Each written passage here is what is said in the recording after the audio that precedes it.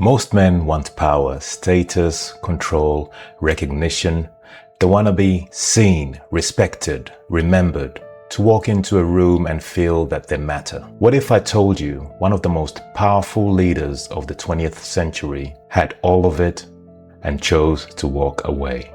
Julius Nyerere, the founder of Tanzania, the man who led this country to independence. He held power for 2 decades, respected not just by his people, but across the world. He was known as Mwalimu, which means teacher in Swahili. This is how he saw leadership, not as control, but as guidance. He studied at the University of Edinburgh.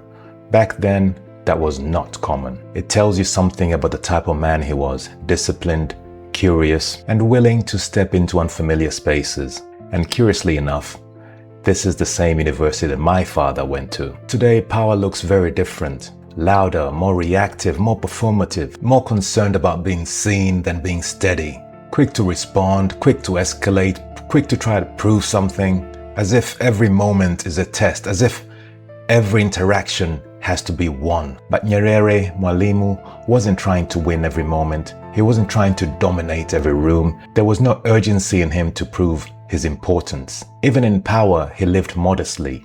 No excess, no theatrics, because he didn't see leadership as a way to elevate himself. He believed in something bigger, a vision called ujamaa, community, equality, shared responsibility, the idea that a nation should rise together.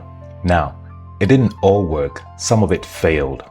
The economy struggled, for example, but he stood by the principle. His leadership wasn't about extraction. It was more about contribution. He was respected far beyond his borders, a contemporary of Nelson Mandela, part of a generation of leaders who carried themselves with a different kind of weight. Less noise, more presence. And then came the moment where most males fail. The moment where power stops being a role and starts becoming identity. Where the title becomes who you are, and without it, you don't know what's left.